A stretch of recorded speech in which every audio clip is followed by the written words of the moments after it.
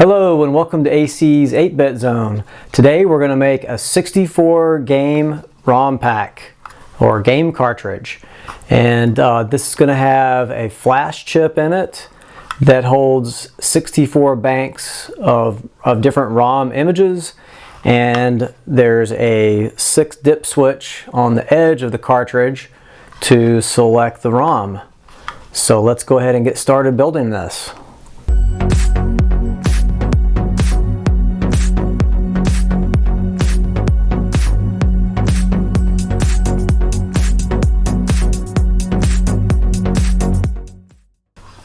So we're starting with a ROM pack that I won in an eBay auction a few years ago. It came in with no label, and it turned out it was Galactic Attack. But this is the donor cartridge. It's just a regular old Radio Shack cartridge from the 80s, nothing special. And since it was missing the label, it's perfect for repurposing for the 64 game ROM. I normally wouldn't harm a ROM pack, but this one came in an eBay auction and it was missing the label, and so I don't feel so bad about taking this one apart and modifying it.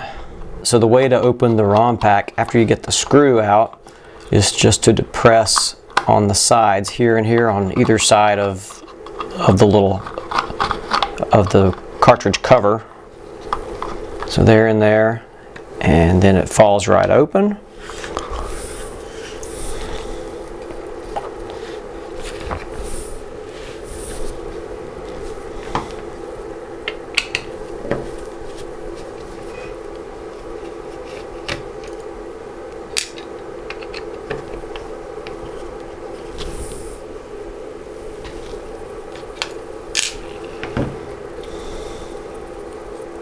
Okay.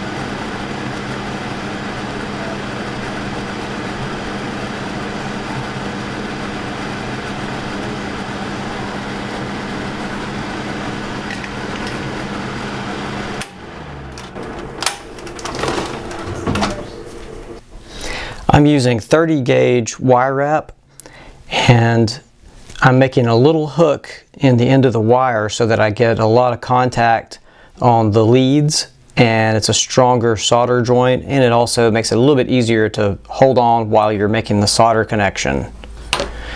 And a little bit of the technique for stripping the wire ends: if you don't have a 30 gauge wire stripper, which I don't, you can develop a really light touch with a razor blade and just gently roll it like that, and then kick the end off. And once the cut has been made through the insulation, the end would just pop right off. So if you're just very gentle, there it goes. And I was careful not to cut into the wire itself. Then just take the tweezer and roll a little hook into the end of it. And then repeat that on the other end of the wire.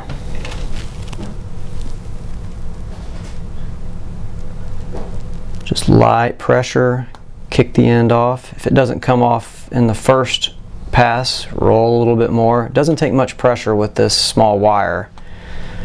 And I want to be careful not to cut into the metal of the wire itself. Just gently roll it like that. Make another hook in that end, and the little hook will just make it easier to hold on to the pin. Will make it easier to hold on to the pin while you're making the solder connection. Okay, so I hook the wire around the pin and just squeeze it to crimp it around there to hold temporarily. Now it's going to hold itself. The wire's holding itself in place while I just lightly touch it with solder. These pins are so soft, when you heat the pin, it can melt the plastic carrier. So just give it very brief heat, no pressure with the solder tip, and just lightly heat that just until you see the solder melt, and then it's a good connection. Okay, and now just give that a little squeeze to crimp it on there. Now it's going to hold itself, and just a light touch, a little bit of brief heat on that pin. There we go. As soon as I see the solder melt, I back off, and hopefully it doesn't have enough time to melt the black plastic carrier. And I'm going to heat it again and rotate that around so that I don't short to the next pin. Okay, one more time.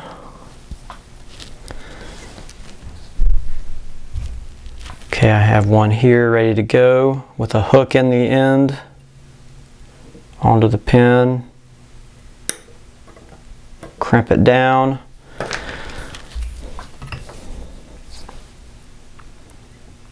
Some brief heat.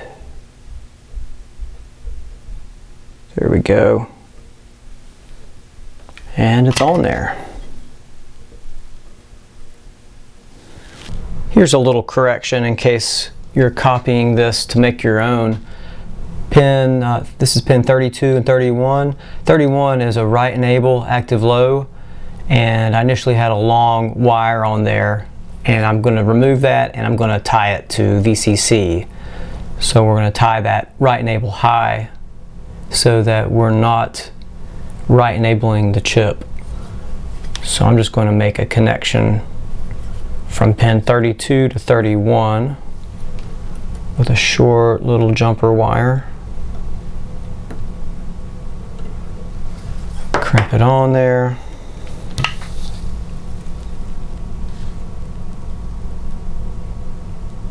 Quick heat.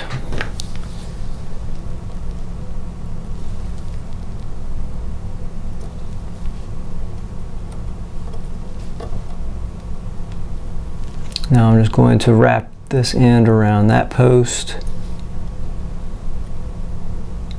crimp it.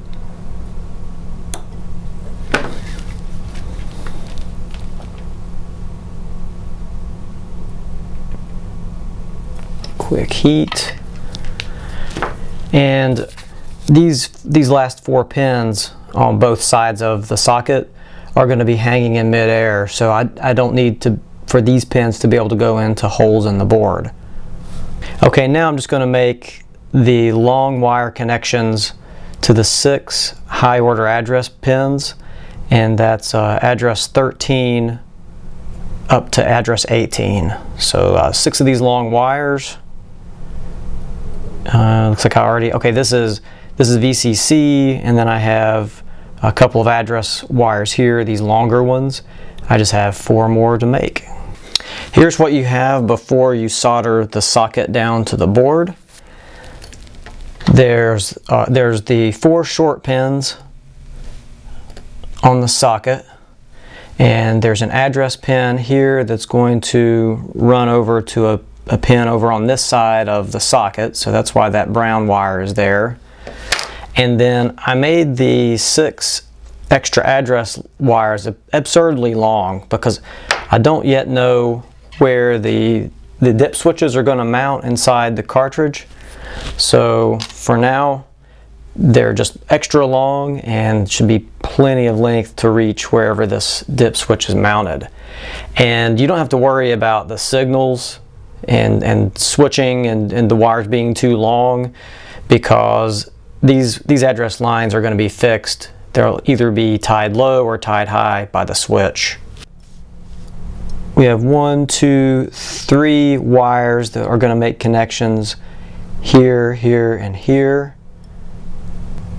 We have a wire that's going to be connected to ground. That's there.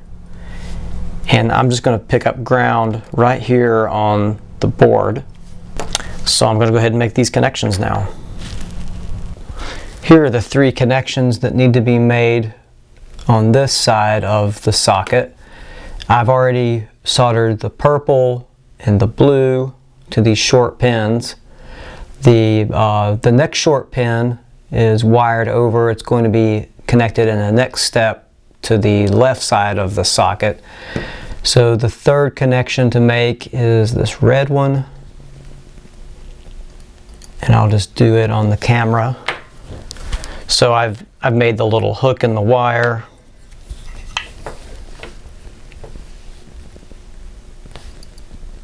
Just want to go heat that pin. These pins, these right angle pins, are a little heavier. I melted the plastic there. The right angle pins are a little heavier and take a little more longer contact with the soldering tip to get them hot enough. And that did that. I'm just going to get rid of some of that melted plastic that I created there. Okay. And while we're looking at it, there's the ground connection here where we're grounding the output enable pin.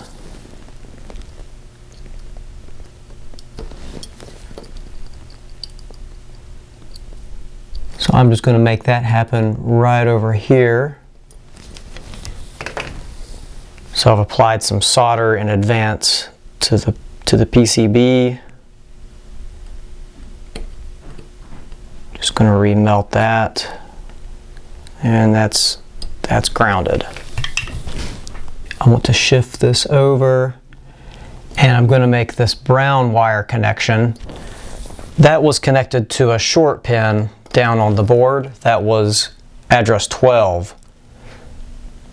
So A12 snakes its way on around, and it's going to connect to the 4th pin down on this side of the socket. There we go. Pull down a little bit. Touch the solder. Okay. I'm going to touch that up with a little more solder. Hold down a little bit with the tweezers. Retouch the solder. There we go. Okay. So I think all of the fly wire connections have been made. So here's what we have at this point. We have the long wires, which are the 6 address connections, and there's going to be a 7th one for VCC and an 8th one for ground. And we've made all of the fly wire connections, and it's time to seat the socket down onto the right angle header and solder those pins. And I'm just going to barely overlap the very end of the right angle pin to just the very tip of the socket pin. And I'm going to get a corner pin here and then a quarter pin there to hold everything in place while I make all the connections.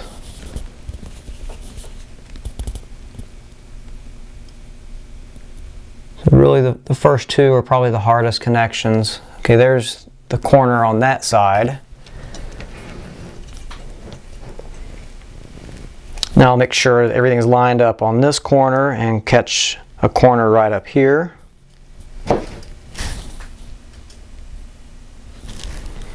So I want to get this corner pin here. This is the last right angle connector. This is the last right angle pin right there. So I want to hold that in place and get that connection made, and then it'll be holding itself in place while we make the other connections.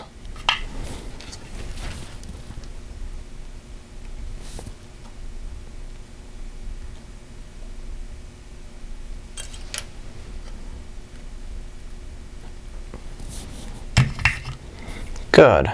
Okay, so there's a corner pin here holding and a corner pin there. Now these remaining connections are very easy to make, so I'll make those last. And I'm just going to lay these wires down out of the way. That way my soldering iron tip won't come in contact with the insulation. Just get those out of the way. And on this side there's just a few connections to make, and they can be a little touchy. There are 2 connections inside of here, so I want to be careful not to melt the insulation on that brown wire. And then the most difficult one is the one right in here. It's just between all of these 3 wires, the purple and the blue and the green. That connection right there, I'll probably just do that first to get that one out of the way. And then I have 1, 2, 3, 4 here to make. Those are the only tough ones. Okay, this is the hard one. Let's just get it out of the way.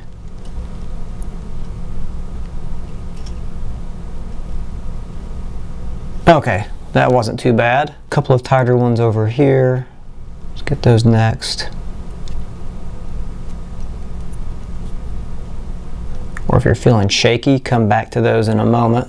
Okay, there's one of them. There's 2. There we go. I've found that a large part of soldering is getting your body in a comfortable position. So I have my forearms or elbows resting on the bench just to get a good stable point of contact. That always helps a lot. And I'm going to move this wire out of the way. So I've made the 3 difficult ones that are in between other wires. Now I have 1, 2, 3, 4, and then this side will be completely soldered.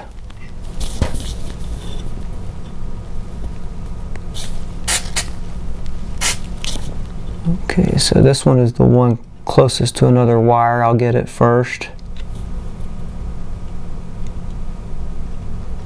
Okay, 3 more to go. 1, 2, 3. Okay, those are made. So this side is completely connected. I'm going to flip it around, and we just have the 11 or 12 connections on the other side.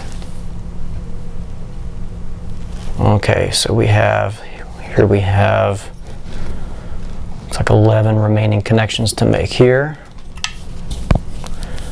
So the corner one's already done. Let's just go this direction, left to right. 1, 2,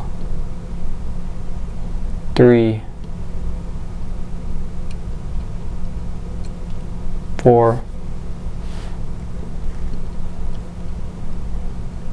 5, 6,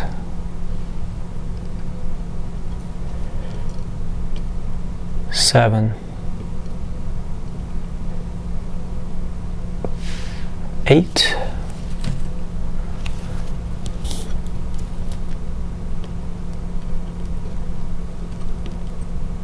9, 10, and 11. And I think that soldering is finished. I now just have to make the 8 connections to the dip switch and the pull-up resistors. Okay, so here's what I have. I have a red wire that will be the VCC pull-up for the 6 pull-up resistors that are going to be near the dip switches. And then I have 6 other wires for address lines A13 through A18.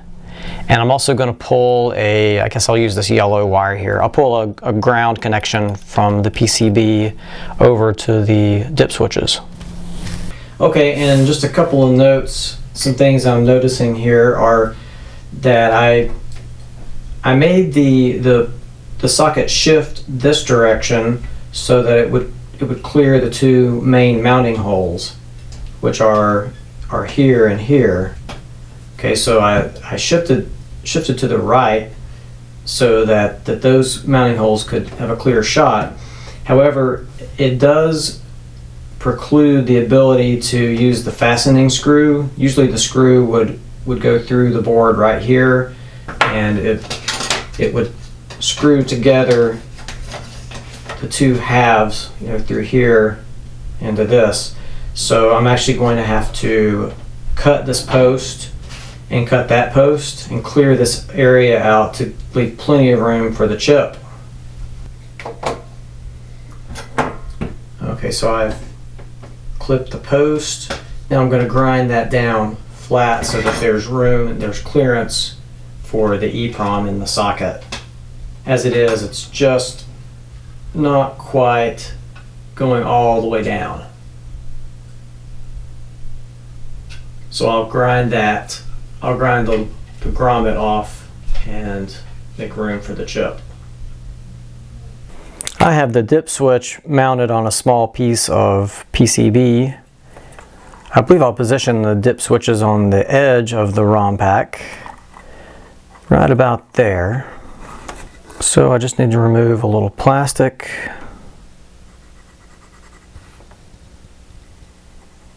Something like that.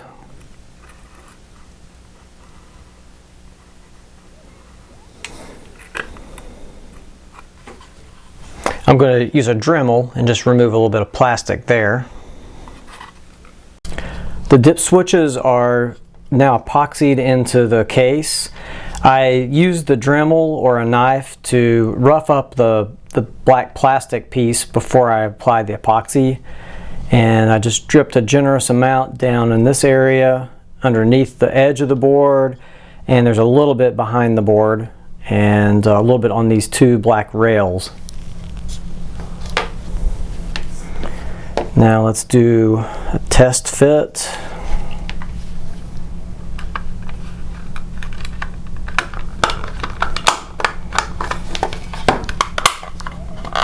Okay, it's a good fit. So dip switches are ready. Now we can make the connections to the dip switch.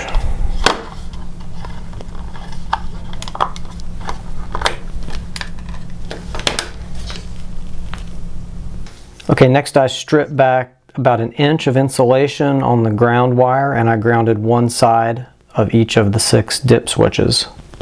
I have about a 9 or 10K ohm resistor for each of the 6 dip switches, and so to the other side of the dip switch, opposite of ground, I'm going to make a pull-up resistor to VCC. So we're going to do 6 of those. I'm going to route 3 of them to the left and 3 of them to the right, just to keep things a little more separate. And I actually had 2 red wires for VCC, so I'll bring one to the left side and one to the right side.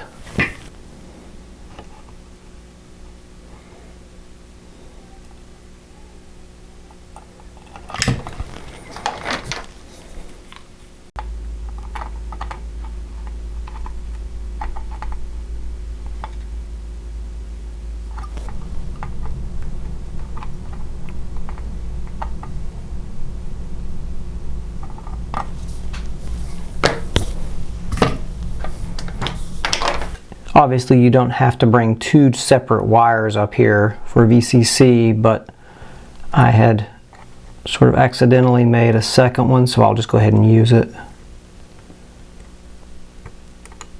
Okay, there's the 3 on the left connected to VCC. Now I have the 6 address connections to make to each of the 6 switches. And let's see, I have, so this is going to be the least significant address on the left. That's going to be 1 through 6 will be address, what is it, address 13 through address 18. And looks like my notes were brown, black, green, blue, orange, violet. So brown.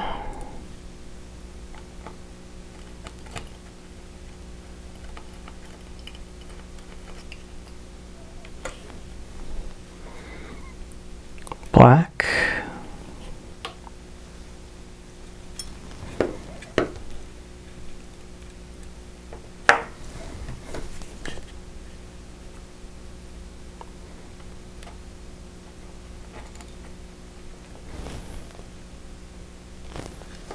green,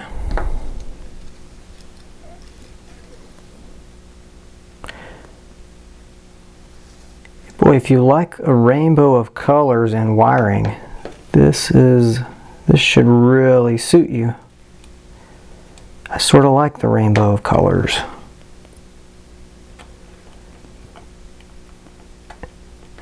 It's a lot easier than having a whole bunch of the same color and trying to figure out, keep track of what's what. And blue.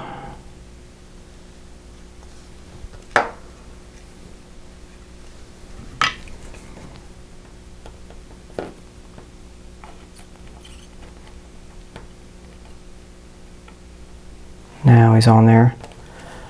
Blue. Orange.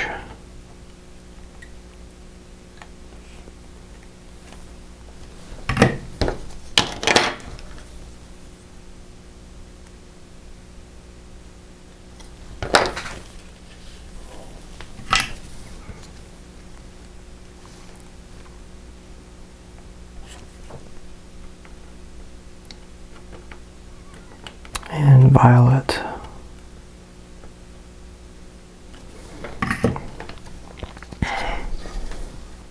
And I'm going to add more solder to make sure those are good connections. The tape is here to just to hold things temporarily while I add solder to these points.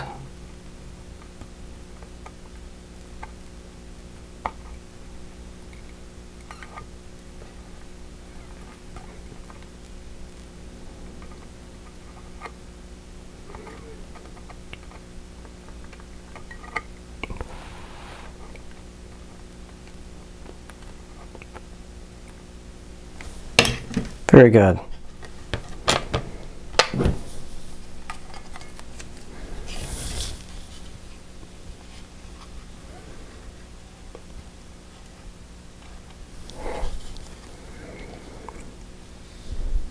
Looks good.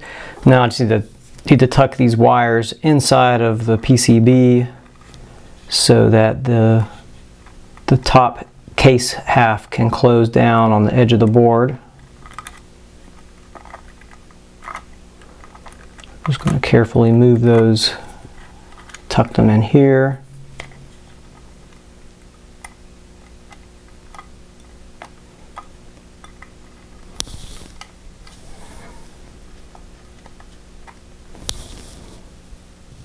One more thing I need to do is replace the 0.1 microfarad bypass cap that I had removed earlier from right here. I'm going to put it on the other side of the board.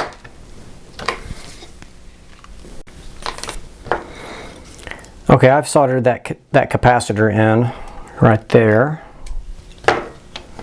so we can reattach the board to the board mounts.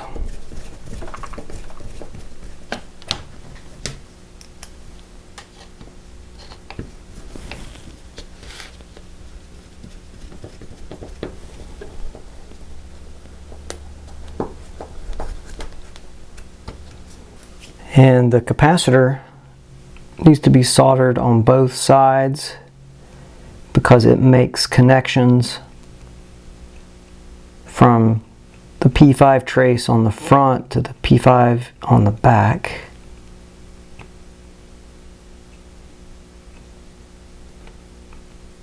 Looks like the solder came through fine, so we have plenty here. I'm just going to add a little more. Okay. All right. And we always want to do some ohm checking before we apply power to anything.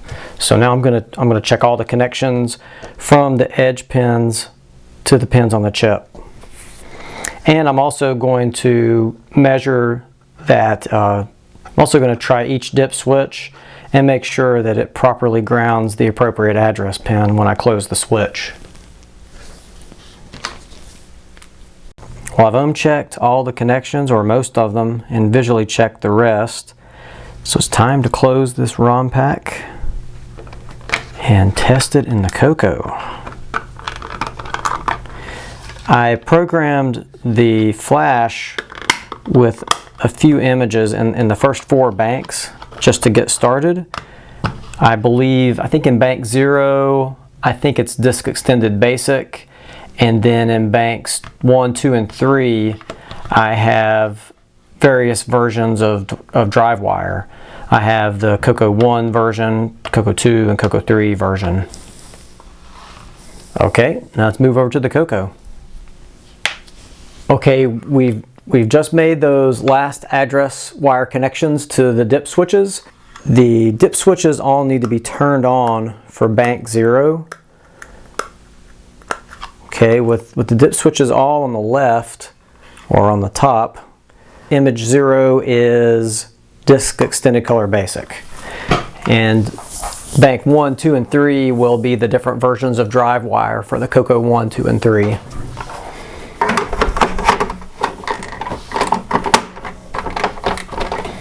Okay.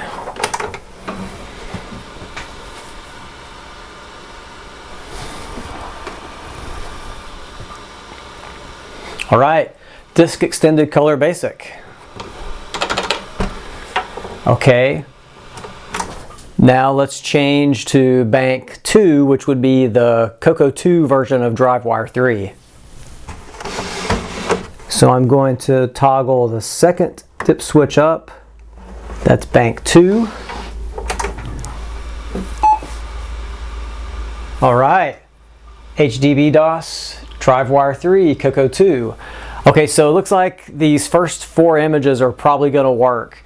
And now I could go take the cartridge and remove the flash and program it with a whole bunch more ROMs. I'm using this TL866 to program my EEPROMs. And I've copied all of my ROM cartridges and some utilities onto the 64 ROM pack. And One thing to note is, depending on which cartridge you actually use as the donor cartridge, you might not have enough address pins available on the card edge connector for the larger ROMs. So, for example, some of the games like Demon Attack or Tetris or Arkanoid, all these games here are larger than 8K. So I chose not to put any of these on this double EEPROM. So this is broken up into 8K ROM images. So any game that's 2, 4, or 8K is going on here. And I'm going to make another ROM cartridge for the larger games. And that way I can get 64 of the 8K images on this, and then I could fit 32 of the 16K images on, let's say, a second cartridge. And I could even mix and match 16 and 32. I could probably just make one more ROM pack that has maybe 8 images of up to 32K each. So just keep that in mind, that to get the most efficient utilization, you probably want a large number of the smaller ROM images or a smaller number of the larger ROMs, if I said that correctly. So anyway, this has 64 slots on it, and I almost filled it up, and I had to make a little table to remind me where everything is, so I know if it's on this half of the page, I don't flip the most significant switch. If it's on this half of the page, I flip the most significant switch, and then it's divided into 4s. That way you can organize, and you can instantly look at the little table to see which of the dip switches that you need to flip, because it can get confusing with 64 possible switches, or 64 possible positions with those 6 switches.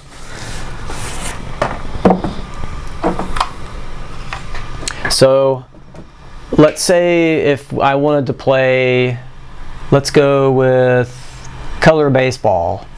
Okay, so I see that it's on the left hand side, so I do not need to flip that switch there, and it's in the 3rd box down, so that's a 2. I would make that a 2 out of the next 2 switches, and then it's 0, 1, 2. It's a 2 in the lower 3 switches. So there, that would be color baseball.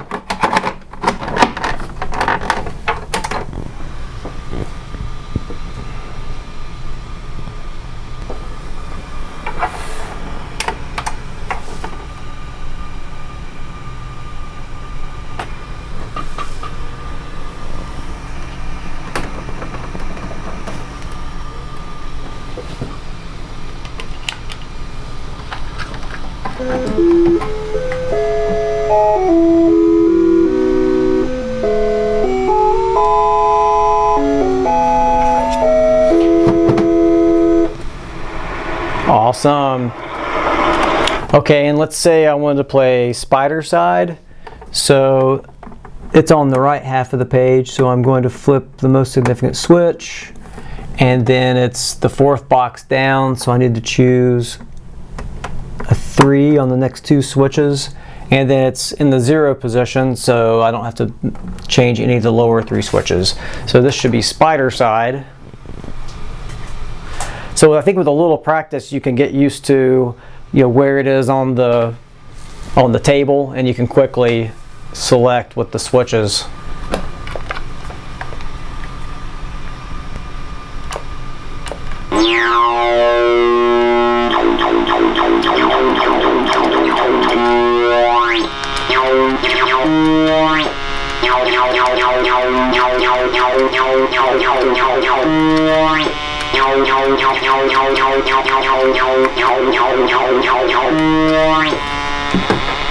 Okay, let's try Polaris, and that's a 5.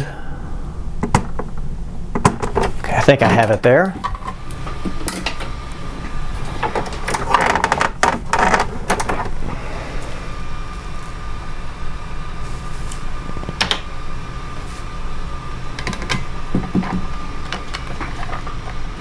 Oh no, is my fire button broken?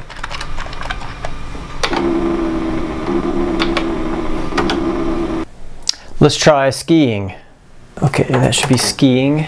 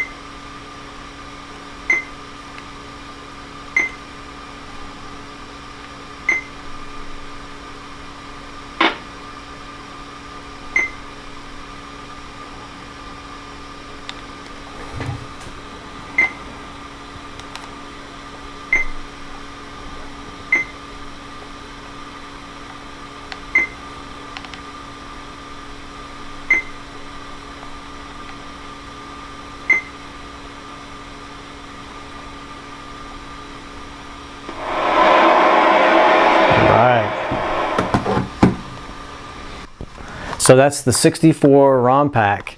It's full of games and utilities, and it's made a very useful little cartridge out of this old cartridge that was dirty and no label and not of much use to anyone before. Now it's really handy. So I hope you enjoyed that, and let me know if you have any feedback on the video. And until next time, see you then.